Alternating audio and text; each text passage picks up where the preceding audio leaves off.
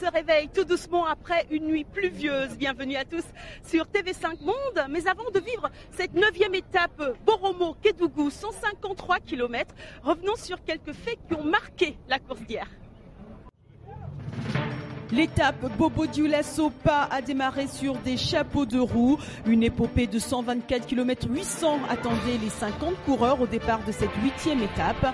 Très vite, les Burkinabés se mettent en chasse de la dizaine d'hommes qui s'est détachée.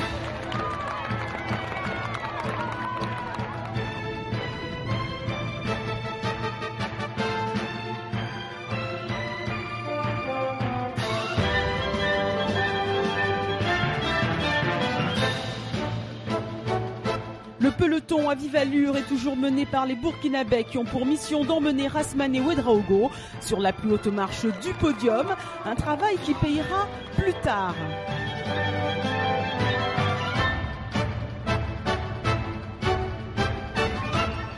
Devant, Fofana Isiaka, le mieux placé au classement général dans ce groupe de tête, semble attendre ses coéquipiers, tandis que derrière, les Burkinabés font leur effort. Dans le groupe de tête, ça se bouscule, il ne reste plus que 4 coureurs qui traversent en premier les magnifiques champs de coton du sud-ouest du pays.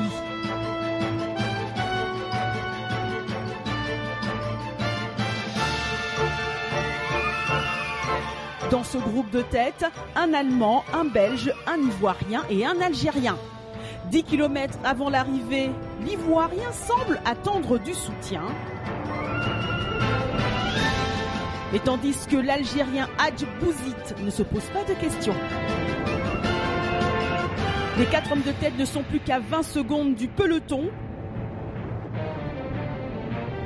qui se rapproche. La jonction est faite et c'est dans un sprint massif que l'épreuve se termine. Une étape remportée par l'Algérien Faisal Hamza. Les Algériens font 1er, 4e et 5e.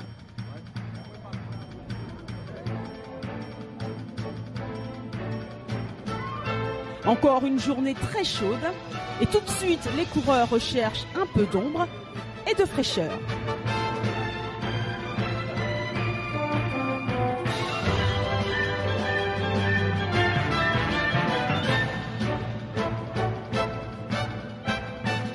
Rasmane Ouedraogo est toujours en jaune à 1 minute 32 de Aziz Nikiema au classement général.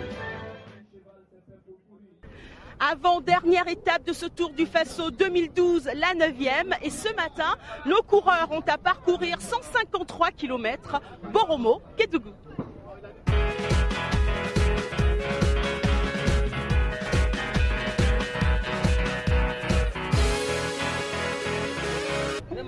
Besoin d'un bon café pour se réveiller après l'Aïd hier. Ce samedi 27 octobre, les coureurs vivent leur avant-dernière étape. Une 26e édition qui jusqu'ici a tenu toutes ses promesses, selon Francis Ducreux, membre du comité d'organisation. Je crois que la participation est excellente. Vous avez quand même les Algériens, qu'on voit qui marchent très très fort. Ils se préparent d'ailleurs pour le championnat d'Afrique. Vous avez l'Allemagne, vous avez la Hollande, vous avez la Belgique et on retrouve ces coureurs-là tous les jours dans les échappées et victoires d'étape. Donc côté participation, il n'y a certainement pas la quantité cette année, mais il y a la qualité. La qualité, de nombreux coureurs sont venus la chercher ici, s'améliorer ou encore monter en puissance. Voilà le but.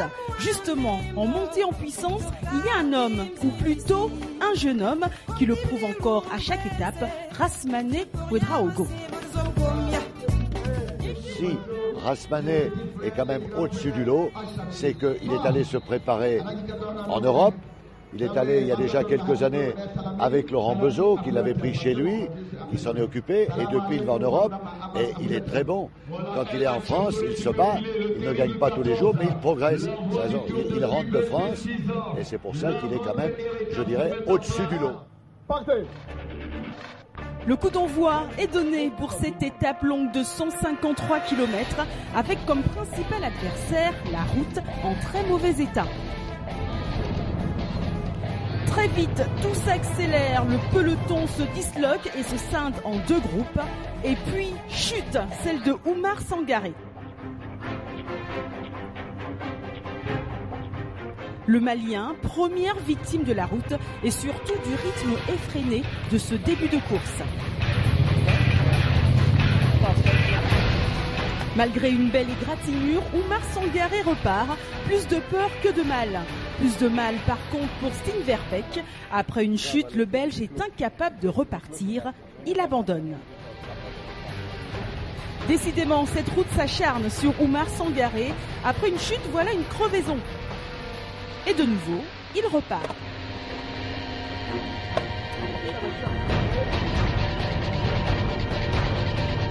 Devant, le maillot jaune a dû emprunter le vélo d'un de ses coéquipiers après une crevaison. Alors quelques réglages s'imposent. Il est attendu par le maillot jaune de l'an dernier. 5 hommes ont réussi à s'échapper. Le Hollandais Leander Schreurs, le Belge Koen de Muynck,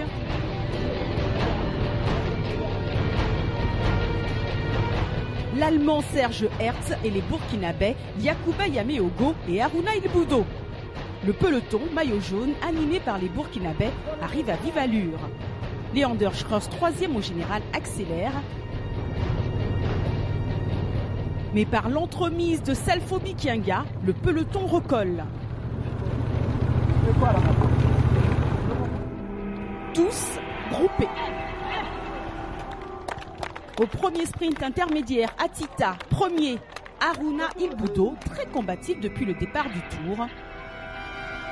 Quelques kilomètres plus tard, nouvelle physionomie. Le peloton, encore et toujours conduit par l'Armada burkinabé, est à nouveau scindé en deux. Le groupe maillot jaune prend en chasse 6 hommes qui ont réussi à s'extirper du peloton, 3 Européens et 3 Africains.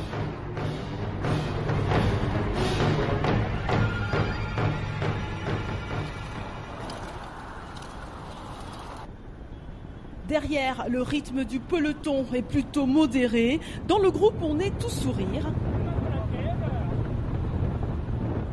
Et devant, ça continue de rouler.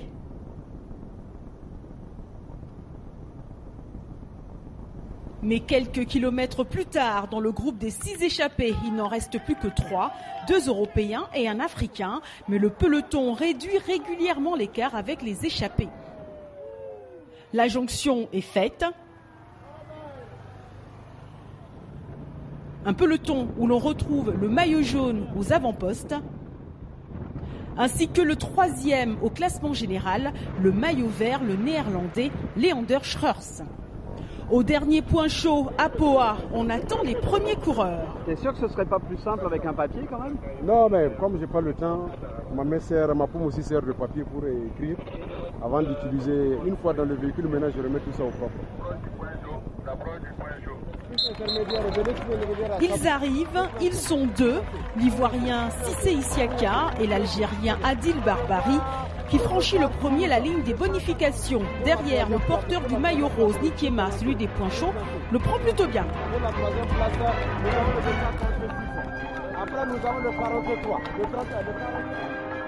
Adil Barbari et Cissé Isiaka sont toujours seuls en tête. À 25 km de l'arrivée, les 2 hommes réussissent à maintenir la cadence avec le reste du peloton. Un peloton, comme à leur habitude, mené par les coureurs burkinabés.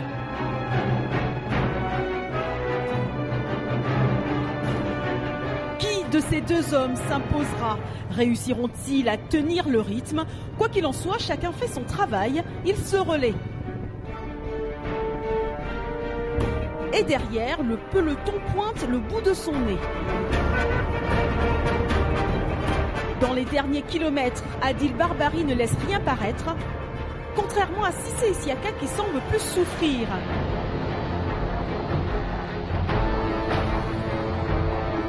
Les 2 hommes arrivent au sprint. Et tranquillement, Adil Barbari franchit le premier la ligne d'arrivée. Le vainqueur de la 7e étape, Koen de Muynck, n'a pas pu faire mieux aujourd'hui.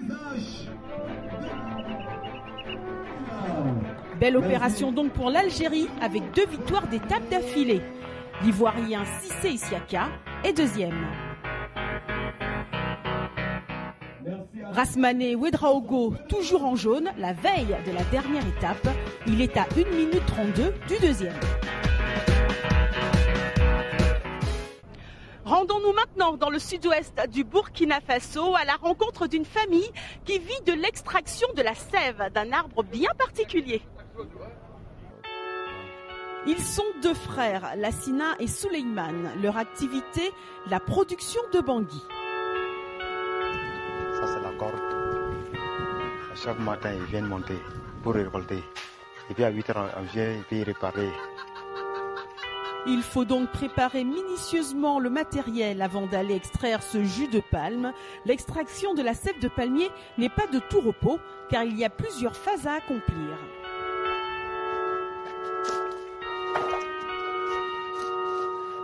À 14 h, on grimpe pour récolter. À 18 h, on remonte encore pour nettoyer. Et puis à 3 h du matin, on vient récolter encore. On récolte 2 fois dans la journée. Le travail de la récolte peut commencer. L'on incise pour faire couler la sève. Puis on y accroche un récipient pour la récupérer. Moi, ma vie ici, c'est pour récolter les greniers, aller travailler au champ et puis revenir. Sans ça, il n'y a pas autre chose à faire. Les frères Konaté possèdent 130 palmiers, une activité qu'exerce leur famille depuis maintenant une trentaine d'années. Ça y est, il peut récupérer la sève.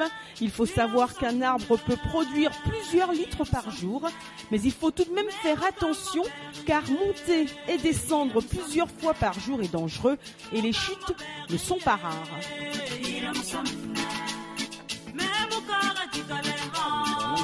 De couleur blanche et laiteuse, le bangui est tout de suite prêt à la consommation. Après ça, si la gourde sera pleine, on met ça dans les bidons de 20 litres et puis on emmène ça au marché. Les frères Konaté se rendent donc au marché et dans les villages environnants pour vendre leurs produits, qui est d'abord doux et sucré. Et puis, au fil des heures, il fermente naturellement et va devenir pétillant, fort et parfois âpre. En 2 heures, la sève peut atteindre 4 degrés et en 72, 12 degrés. Mais ce produit a également d'autres vertus. Pareil, il y a les enfants qui sont nés, bon, leurs parents n'ont pas les moyens pour aller payer les biberons. On peut bouillir les bangui là et puis mettre un peu d'huile dedans, beurre de karité. Bon, si l'enfant le boit, ça c'est une vitamine pour les enfants aussi. Et puis, si vous l'utilisez pour ces degrés, à consommer, bien évidemment, avec modération.